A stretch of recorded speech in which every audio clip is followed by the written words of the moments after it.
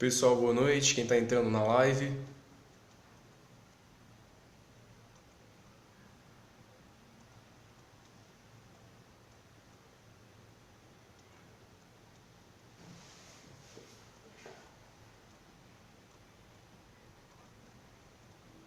Todo mundo que está chegando aí, muito bem-vindo. Hoje eu vou falar sobre os aspectos físicos naturais de Mato Grosso. Olá, boa noite. Vamos convidar a galera aí, convidar os amigos que vão prestar o concurso de delegado lá em Mato Grosso para participar aqui da live e aproveitar as dicas que eu vou trazer nessa noite.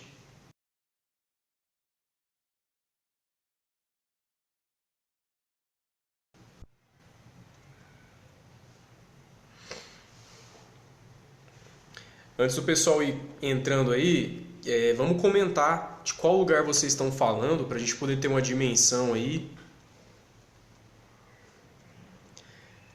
Fernando lá do Rio de Janeiro, um abraço, Fernando.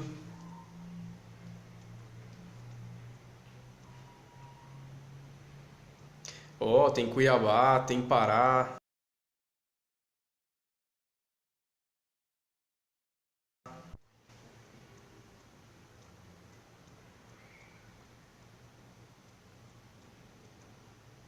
Galera, então, como eu disse, tem também aqui Rio de Janeiro, Araruama, o Renato, boa noite.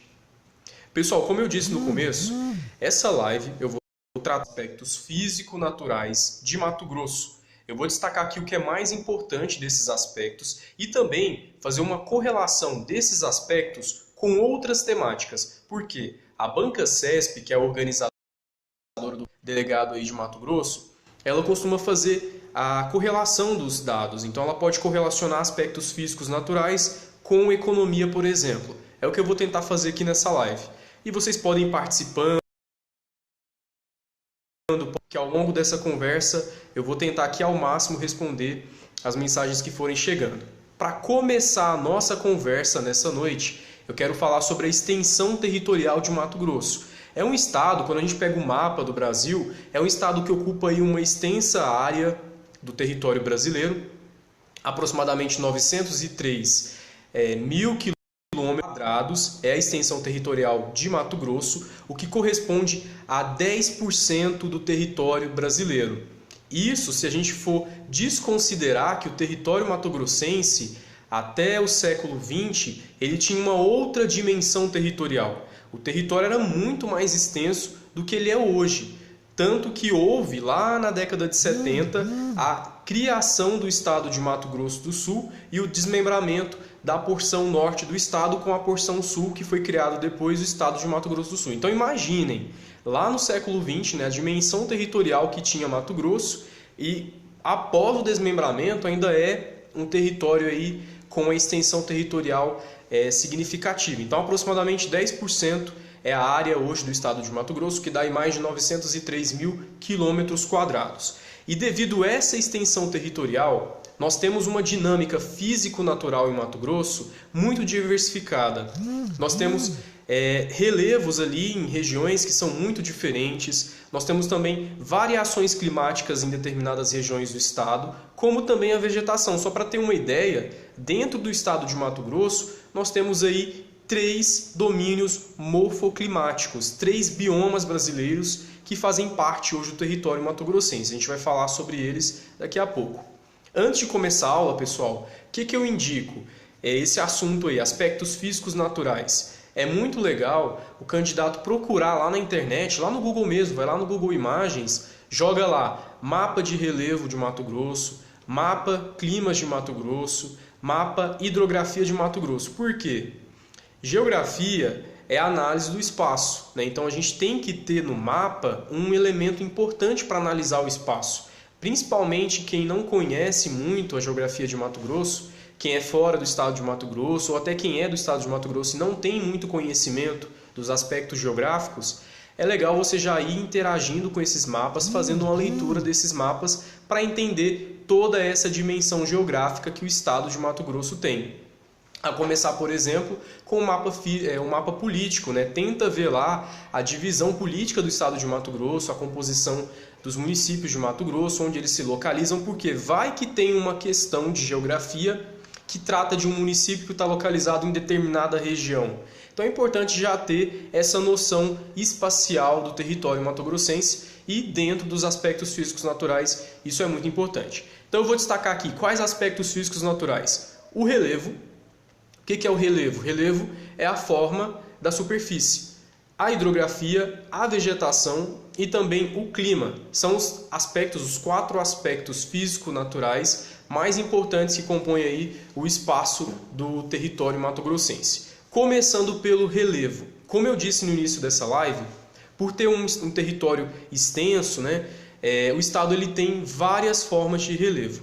A que predomina é o planalto, principalmente o planalto mato-grossense, porém nós temos também, dentro do território mato-grossense, outras formas de relevo, que eu vou falar aqui agora. A área de planalto, ela ocupa principalmente a parte central. Então, quando você pegar o mapa lá de relevo de Mato Grosso, você vai observar que a área central ela tem um relevo mais plano, né? O planalto é um plano um pouco mais elevado, então isso está lá na área central. Pena que não dá para trazer um mapa aqui na live, senão eu ia demonstrar isso aqui no mapa. Além da área de planalto, que ocupa a área central, nós temos as planícies. O que é a planície? É bom a gente também entender esses conceitos.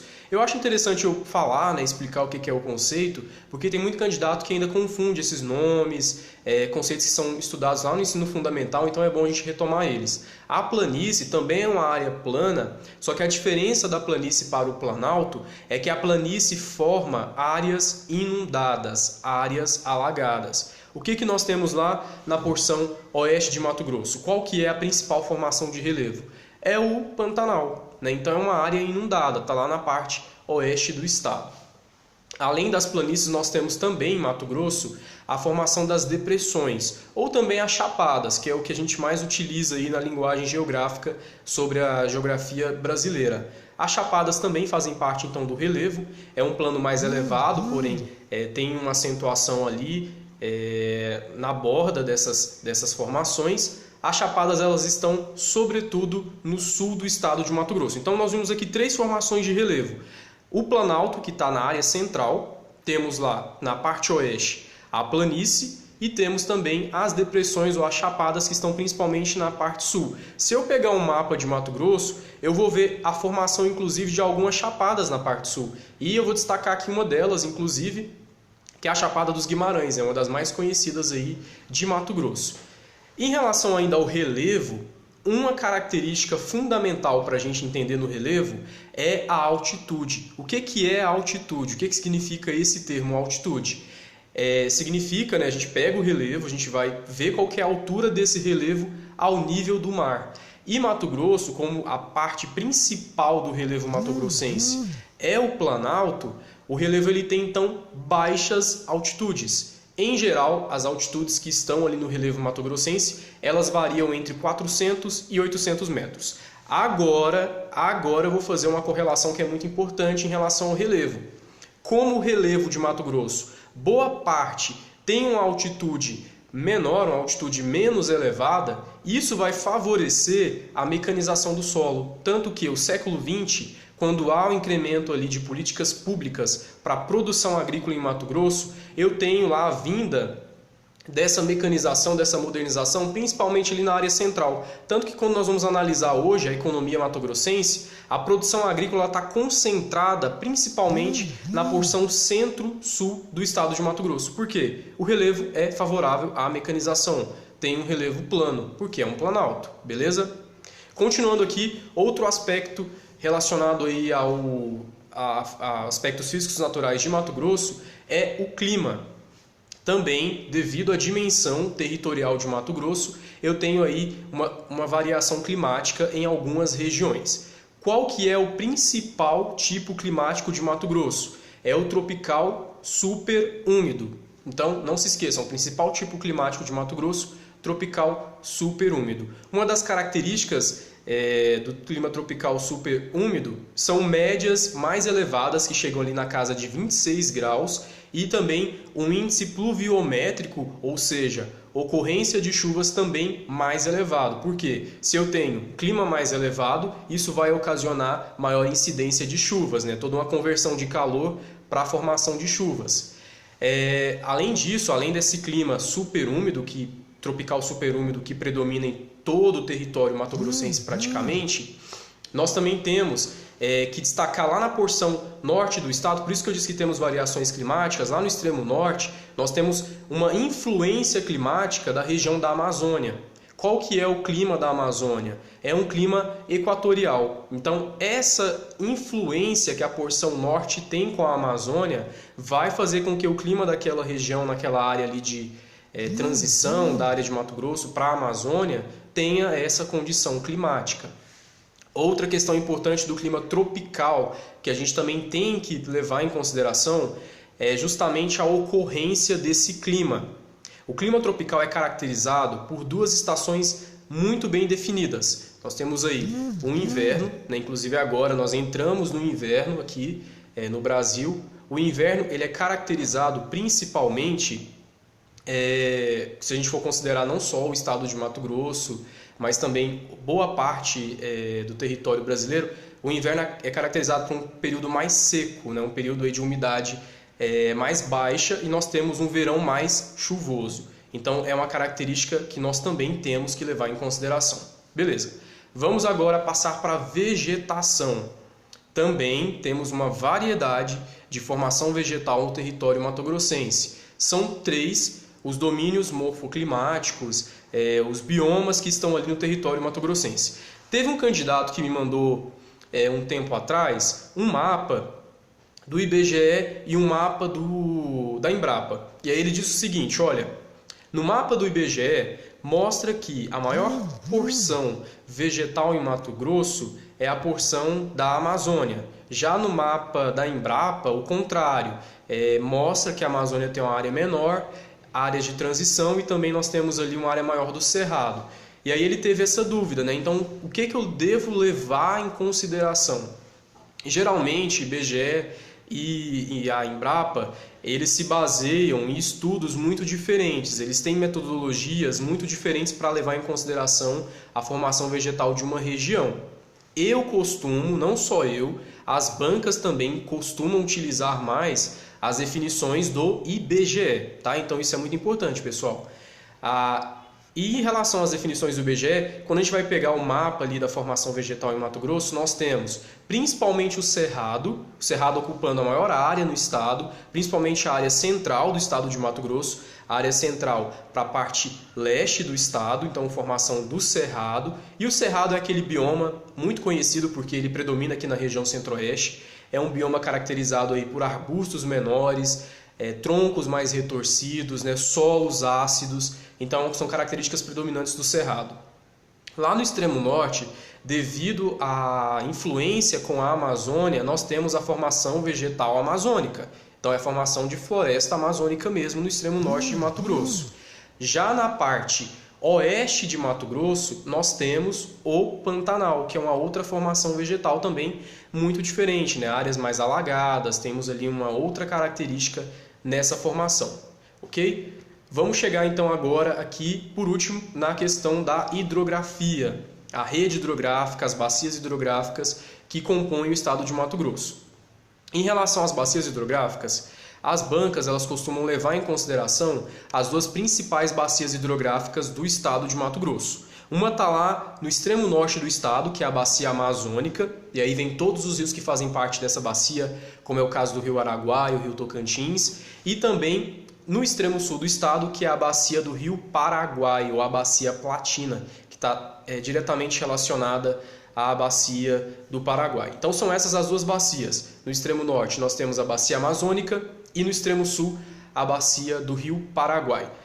Temos, claro, vários rios dentro do estado de Mato Grosso, né? Eu não vou falar aqui desses rios. Temos lá o rio Xingu, o próprio rio Araguaia, o rio Paraguai.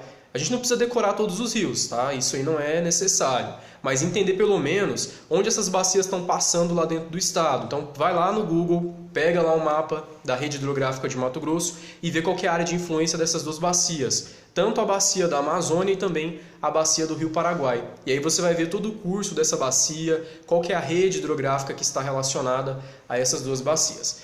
Pessoal, então é imprescindível. Usem mapas para vocês conseguirem visualizar tudo que eu falei aqui nessa live, beleza? Bem, para hoje foi isso que eu tinha dedicado aqui, tinha deixado aqui para falar com vocês nessa nossa conversa.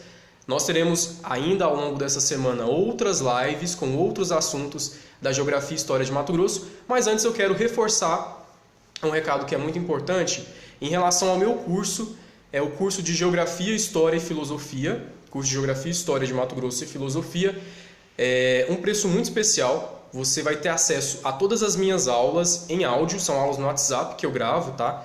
Aulas que eu explico todos os conteúdos, tem listas de exercícios, resumos.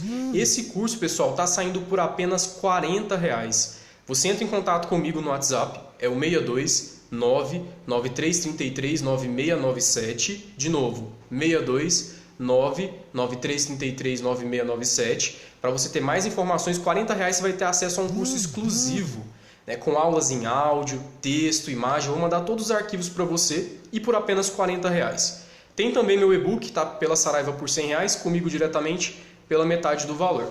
Galera, em relação ao aulão, vamos esperar dia 28 que vai ter aí uma decisão em relação à data, né, vai ter uma audiência.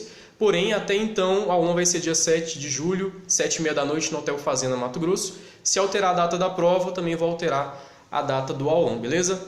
Queridos, muito obrigado por terem acompanhado essa live. Eu fico muito feliz de ver vocês aí acompanhando, vocês fazendo comentários. E a minha intenção é justamente estar aqui auxiliando vocês, contribuindo com o máximo que eu puder. Todo o conhecimento que eu fui adquirindo ao longo do tempo, passar isso para vocês da forma mais clara possível, para que vocês entendam, porque é muito gratificante quando eu vejo o resultado lá na frente. Muita gente gabaritou aí Geografia e História em concursos anteriores, e esse é meu intuito, é meu objetivo, que você gabarite Geografia e História de Mato Grosso na prova de delegado de Polícia Civil.